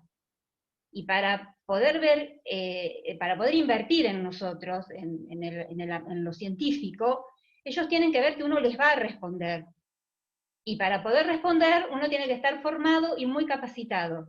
Entonces yo una de los aportes, o sea, no sé si aporte, una de las ideas que daría es que desde las universidades, toda carrera que sea con un tinte científico aplicado, como puede llegar a ser una ciencia natural, no hablo de ingenierías, porque los ingenieros están muy bien formados en ese terreno, pero estoy hablando desde el tema biotecnológico, químico, bioquímicos, que podemos, como vos bien pusiste ahí, en la parte básica aportar mucho, pero si nosotros no sabemos cómo es ese último terreno, nos vamos a quedar solamente en armar lindos proyectos diciendo que lo nuestro va a servir como, por ejemplo, te hablo, no sé, desde lo mío, va a colaborar con los biocombustibles del futuro, pero bueno, uno se tiene que meter en ese terreno y saber realmente cuáles son los problemas de ese terreno y cómo llegar por lo menos mínimamente con lo que uno, más allá del conocimiento, ¿qué puede aportarle? A ver, yo estoy trabajando en esta escala, pero esta escala me sirve para hacer realmente un salto y tal vez voy a necesitar, bueno, meterme en terrenos que son económicos, que ahí lamentablemente estamos, por lo menos desde nuestro lado, me parece, fallando. O sea, hay un montón de cosas para ajustar, pero a mí me parece que desde la universidad ya un profesional tendría que salir con una idea de lo que es transferencia de conocimiento. No sé si por ahí... Gracias, Ceci. No, buenísimo. Está genial. Me alegra que haya generado tu reflexión.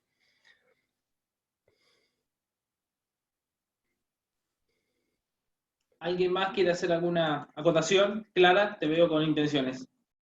Sí, ahí me desactivé el muteado voluntariamente. ¿Qué tal, Pablo y todos? ¿Cómo andan? Gracias por la charla, estuvo muy buena y me parece especialmente loable darnos el espacio para reflexionar sobre esto, además de para contar nuestros temas disciplinares específicos de trabajo, que ya he dicho en otros seminarios que me parece buenísimo.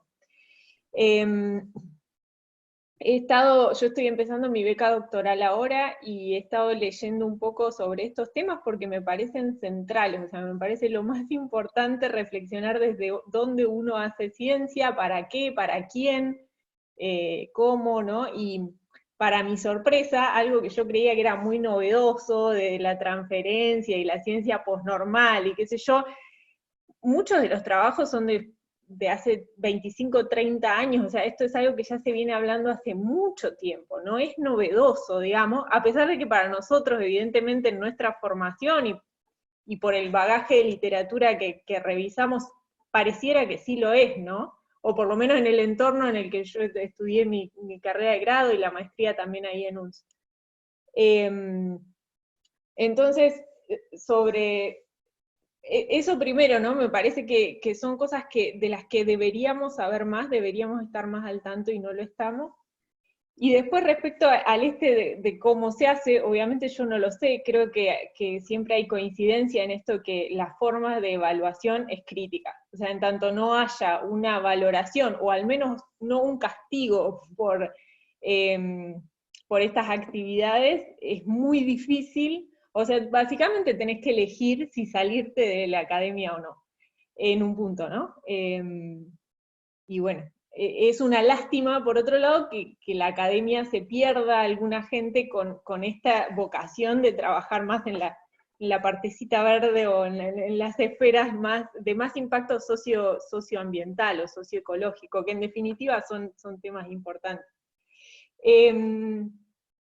respecto a la no es una pregunta, ¿no? Son algunas reflexiones porque vengo pensando en esto hace bastante. Respecto al cómo por ahora, la respuesta que yo he encontrado como más eficiente es que tenemos que pensar mucho cómo armamos nuestros grupos de trabajo. Yo creo que no es viable que todos sepamos de todos, no sé si le cabe a la carrera de biología estudiar planes de negocio, digamos. Me parece que es muy importante trabajar interdisciplinariamente, pero de verdad, biología y agronomía no es interdisciplina, tenemos prácticamente las mismas habilidades, ¿no? Y interdisciplina tampoco es un montón de gente trabajando sobre el sudoeste bonaerense, sobre distintas cosas. Hay un libro que leí que es el de Rolando García, que es un poco un referente en esto de los sistemas complejos, que creo que tiene mucho que ver con esto de los sistemas socioecológicos, y lo que él dice es que uno debería como sentarse con su grupo interdisciplinario, muy como decías vos, bueno, un emprendedor, un inversor, un sociólogo, alguien que hace planes de negocio, el biólogo, el bioquímico, el ingeniero en materiales, y medio que destrozar el problema todos juntos, encontrar las preguntas de investigación, y después que cada uno se vuelva a su área disciplinar específica, donde tiene el mayor desarrollo de su habilidad profesional, ¿no? Creo que los grupos de investigación que tenemos, o de trabajo, no están armados así. Y creo que esa es una falla que hoy por hoy, aún con el sistema de evaluación como está en CONICET y todo lo demás, podríamos empezar a abordar, o sea, empezar a cambiar nuestra forma de armar los grupos. Bien, claro, o sea, yo los escucho hablar y en mi software está todo siempre la curva que mide el tiempo. ¿Cuánto tiempo realmente tengo yo para aplicar esa idea? ¿Qué tengo que modificar? No tengo el tiempo. ¿Qué modifico para tener el tiempo? ¿Me arrepiento de lo que modifico o tengo el tiempo y con eso llego a otro lado? ¿O corro un riesgo alto y pierdo la oportunidad? En eso de los grupos de trabajo también hay que aclarar que estando como becario de doctorado o de postdoctorado, realmente la demanda de papers no creo que cambie en el corto plazo porque complicaría un montón después las formas de ingreso a carrera de investigador, pero sí cambian en carrera de investigador. En carrera de investigador, la persona tiene como más cintura para involucrarse en eso. Lo que pasa es que ya hace 8 años que viene pensando de una manera, que viene pensando de una manera que lo único que necesito para mi sangre son papers. Y este horizonte quizás vos lo ves porque personalmente te ha traído el área, no sabes por qué fuiste a parar ahí, pero en el grueso de las personas que pasamos por el doctorado y el postdoc, si lo teníamos, se lo dedicamos a otra cosa, al club del barrio, a los scouts, o sea, buscamos ese perfil en otra actividad. Listo, corto ahí. Que participe otro. Un comentario, Pablo. Yo en realidad no estoy en investigación, sino más en vinculación, entonces puedo aportar desde mi experiencia en eso. Por ahí los miedos o de los investigadores de transferir justamente en los temas que tocaron las chicas, de que por ahí prefiero publicar y aseguro que me califiquen bien en vez de perder tiempo, entre comillas, tratando de transferir algo.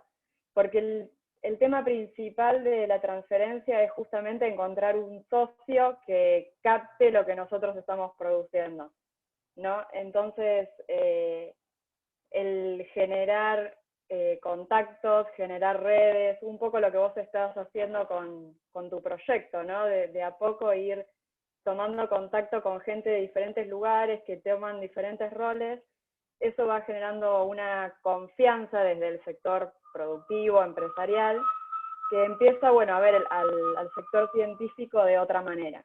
Porque muchas veces el sector productivo desconoce lo que hace el sector científico. Entonces, empezar a abrirse un poco más puede facilitar, digamos, de alguna manera la transferencia. Y coincido también por ahí con las chicas en dos cosas. Para mí sí, tener una formación, por lo menos tener un curso, algo de formación básica en lo que es empresas de base tecnológica, lo que es la transferencia, lo que es la vinculación, es importante para las carreras de ciencias exactas. Y tener grupos interdisciplinarios también creo que es muy importante. Y también creo que la predisposición desde la institución en sí misma también hace que uno quiera abrirse a proyectos de transferencia o no. Si vos estuvieras en un instituto donde ven eso como algo malo, no lo vas a hacer, te vas a dedicar a publicar papers, pero si sabés que el instituto, las autoridades apoyan este tipo de proyectos, por ahí vas por ese camino. Sí, ni hablar, la cantidad de personas por instituto que puedan dedicarse a estos temas, lo vemos en otros institutos que han invertido recursos humanos para específicamente abordar estos temas, y no a un número pequeño de personas, aunque incluso capaz que ellos que han puesto muchas personas necesiten más todavía. Porque esto que les comenté de biomateriales, fíjense que es un tema que fue al pasar de otras cosas que estábamos haciendo. O sea, la oportunidad que se nos presenta en el día a día de la ciencia de tener algo transferible, la cantidad de eventos de oportunidad puede ser alta. Puede ser alta. El tema de que una vez que te metiste por ese túnel, a los Harry Potter, fuiste a parar a Hogwarts, ¿viste? Y ahora hay un mundo detrás de esa decisión de una transferencia. No, ya no es son 10 minutos, respondo 2 mails y ya está. Ahora es un mundo de interiorizarse, de ver bien qué tiene la otra persona, el interlocutor, para decir, bueno, acá en este punto hacemos la colaboración, cómo más nutrimos al equipo. Entonces, la aceptación de las autoridades por instituto y personas o redes de personas que de pronto no tocar este tema, qué sé yo, ya es algo, un aporte, ¿no? Es fundamental. O sea, sin eso no pasaría nada, básicamente. Y con lo que hay, la demanda que tienen, es súper necesario.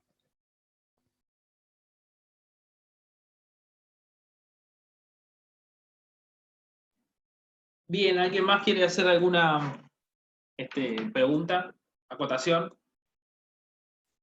A mí me parece que, o sea, en esta gráfica que vos mostrabas, ¿no? Donde estaba lo rojito y lo verde, o sea, es verdad que muchas veces uno encuentra una zona de confort abajo, ¿sí? También puede hacer, o sea, es necesario también muchas veces que esa base roja esté para poder llegar a lo de arriba, ¿no? Y también uno podría encontrar una zona de confort arriba, entonces, me parece que quizás hay que buscar un balance, ¿no? Y igual o sea, no lo sé, ¿no? Pero quizás es también muy difícil estar en toda la trayectoria, ¿no? O sea, estar tanto en la parte roja abajo como arriba, pero yo creo que uno puede encontrar o sea, como vos bien decís, estar tranquilo en la parte roja, uno podría estar tranquilo en la parte verde también, ¿no? O sea, sería lo mismo, en definitiva. Me parece que habría que buscar un balance en esas cosas. O bien, inclusive, salir dentro de quedarse en lo rojo, ¿sí? Pero también salir de esa zona de confort, porque uno podría estar en lo rojo y plantear preguntas que sean muy locas, que sean muy jugadas, para salir también, no hacer un ciencia repetitiva, ¿no? No decir, bueno, hago esto, vuelvo a repetir esto otro con otro bicho, y así voy haciendo y me mantengo. O sea, podría también salir de esa zona de confort, haciendo cosas más arriesgadas, por así decirlo.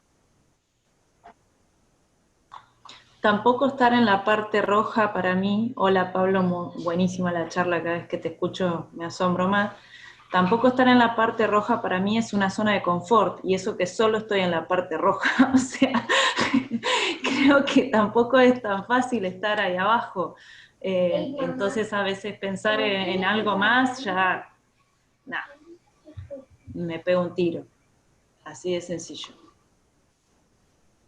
A mí, Hola, por Pablo, ejemplo, ¿cómo va? Perdón. Seguí No, con- era seguir con eso, realmente, y con lo que dijo Hugo, que sí, no creo que no es una zona de confort, es difícil estar en cualquiera de las zonas, y es muy importante que ahí también haya un nexo, que haya un nexo de la parte roja a la parte verde, porque como no sé quién lo dijo, no podemos, es imposible abarcar todo.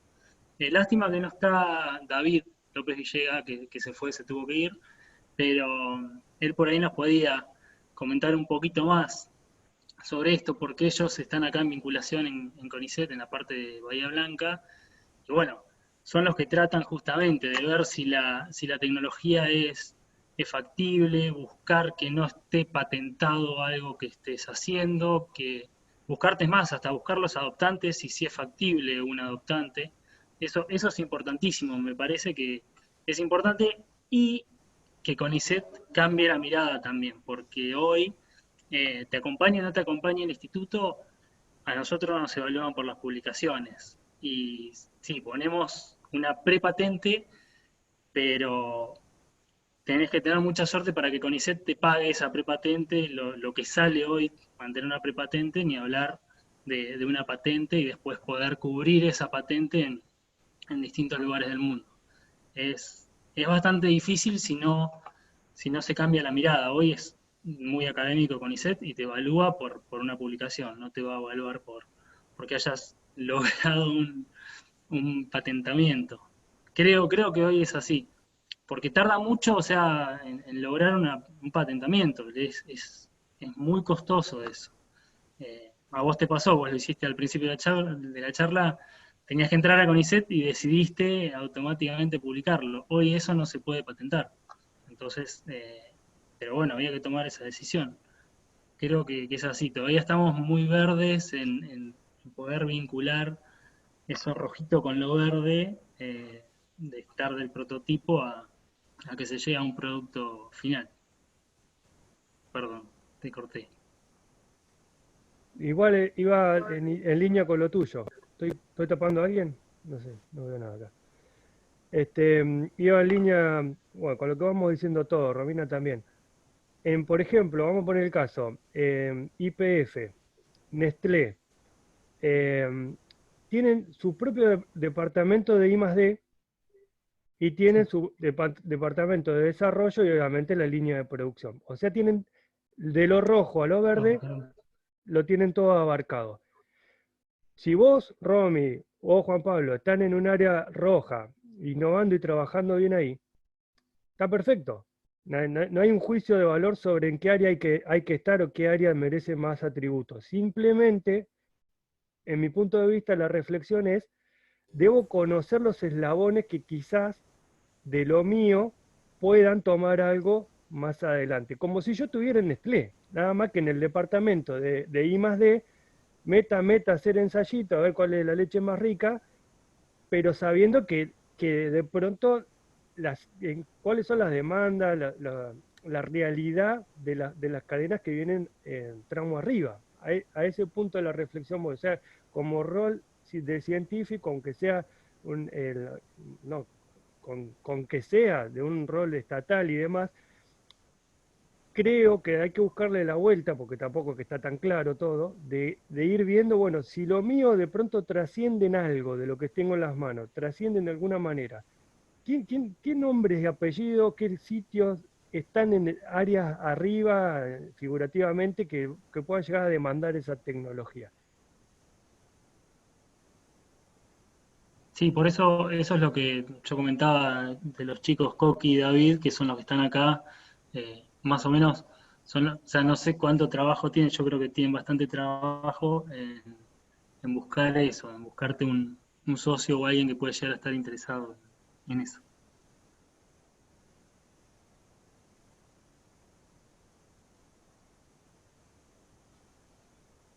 Creo que está intentando hablar Guille, pero no se te Guille, escucha. No se te ve. No, No. no tenés micrófono.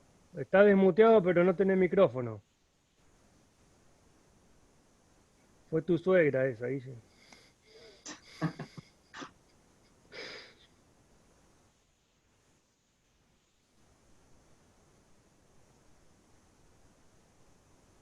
No, no se te escucha. Manda un audio. O prendelo con el celu, ponete el Zoom con el celu. ¿Qué voy a hacer? Ahí está, ahí está. Ahí está. Ahí se escuchó. ¿Escuchá? Sí. Sí. Bien, bueno, no sé qué es lo que... No, que yo lo que quería agregar con respecto un poco a lo que estaban hablando, que para mí el tema de que si vos, lo que vos haces lo posicionás en la parte roja o en la verde, creo que tiene que ver con la personalidad de uno. Creo que eso es innato. No sé si tiene mucho sentido querer ver en qué parte te deberías posicionar o no. Eso ya lo traes para mí. Yo, por ejemplo, me siento... Vos hablas de la zona de confort, para mí mi zona de confort es lo verde, de hecho para mí el verde es el caballo que tira el carro, yo no voy a plantearme estudiar algo hoy por hoy si no sé que por lo menos no voy a intentar que sea aplicado, o sea, eso es lo que a mí me tira y es lo que para mí le da sentido, yo lo veo de esa manera, habrá otro que le resulta más cómodo o se siente más confortable en la parte roja y no está mal, está bueno que haya un equilibrio, pero me parece que eso como que está en cada uno. Y lo bueno es que cada uno se mantenga en esa escala, en la parte en la cual se siente que puede aportar más y que te sale más natural eso. Y para mí un poco también es ser consecuente con eso. Por ejemplo, yo les decía, creo, a mí me sale pensar siempre en eso, que la premisa es la aplicabilidad y la utilidad de las cosas. Entonces, si de última vos estimás que lo tuyo tiene el valor en el impacto social y no tanto en el académico, como bueno, tratar de ser consecuente y buscarle la manera. Hoy por hoy coincido que CONICET te va a medir por paper, pero la verdad es que cada vez hay más herramientas por las cuales también te evalúa. De hecho, por ejemplo, hoy por hoy hay tantos ingresos por la vía tradicional, como por ejemplo que por la vía de temas estratégicos. Y si ven las escalas, no son las mismas. Los papers pesan más en una que en otra. Entonces, bueno, si vos optás por seguir ese camino y sos consecuente con eso y lo tenés siempre entre ceja y ceja, hay vías alternativas que te permiten. Obviamente que falta para mí mejorar muchísimo y es cierto que te incentivan a que haya transferencia, pero la transferencia después no pesa ni de casualidad parecido a un paper. Pero sin embargo creo que hay un cambio, lento, mucho más lento de lo que quisiéramos por ahí, pero está habiendo una ponderación un poquito más fuerte de lo que no sea ciencia pura y dura. Y bueno, después también otra cosa que cuando te escuchaba a vos que decías, bueno, hay que ver a quién le sirve lo que uno está haciendo. Yo creo que al revés, yo creo que primero hay que ver qué es lo que hace falta, dónde está el nicho, y eso tiene que ser el objetivo, el punto final en el horizonte.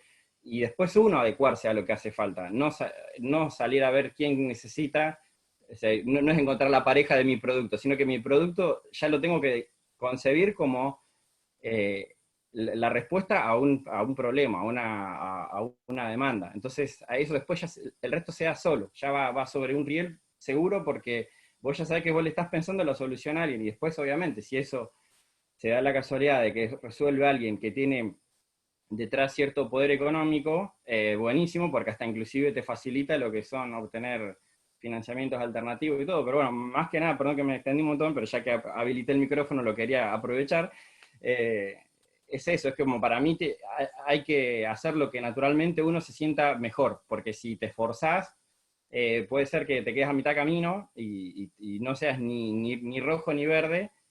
Y después que también lo último, que lo verde no significa solamente, como por ahí decía Juan recién, el tema de las patentes. Por ahí es medio ambicioso pensar que solo lo verde son patentes. Por ahí lo que vos decías hoy en broma, poder dar una respuesta a un grupo en la región que tiene un problema en la huerta, es lo verde 100%, y eso, bueno, va a ser muy difícil después plasmarlo en un informe.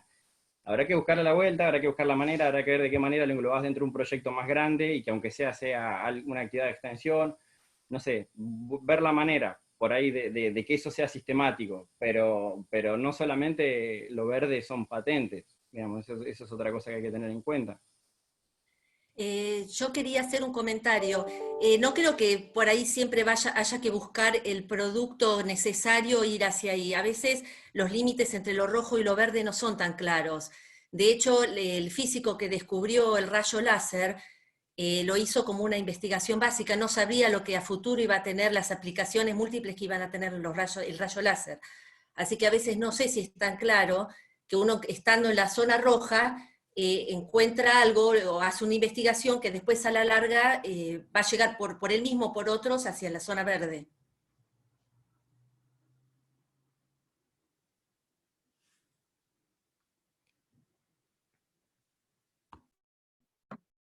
Bueno, muy bien.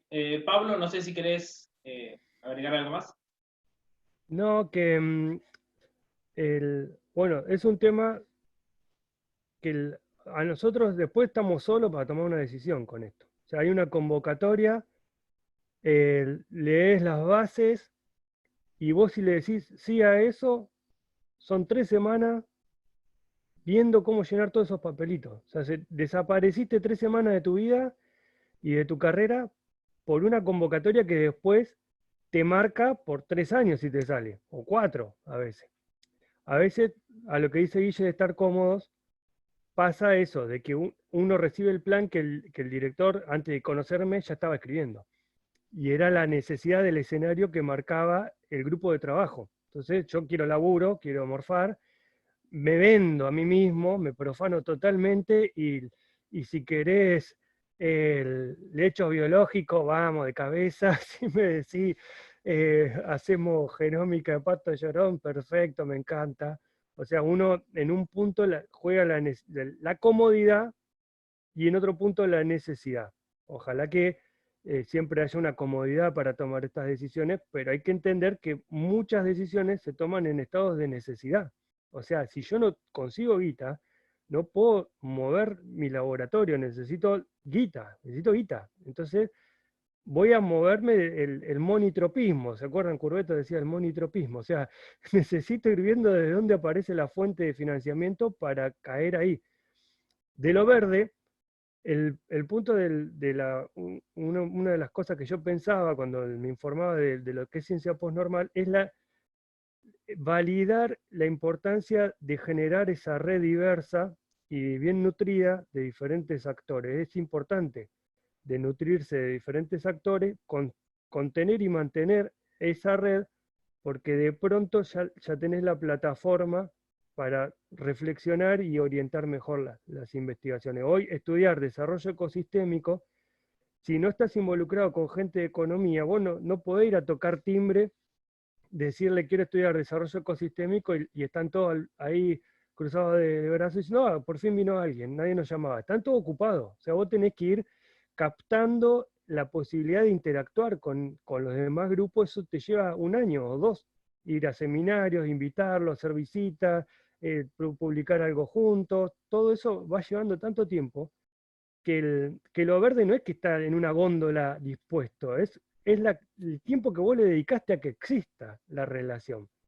Y ese tiempo no tiene que competir con tus necesidades fuertes. Tenés que tener un margen de flexibilidad, de comodidad para optar por ese tiempo. Es muy dilemático todo. Yo no tengo más nada para decir. Si quieren ya está, fue. Que la siga otro el tema. Bueno, muchas gracias, Pablo. ¿Alguien más quiere hacer alguna pregunta o acotación? Bueno, si no, nos vamos a encontrar en 15 días nuevamente y le toca a Leonela Schwer. Creo que ya se fue, mandó saludos. Pero bueno. Bueno, ha sido un placer. Muchas gracias. Saludos, muchas gracias a todos. Chao. Chao. Gracias, Pablo. Adiós.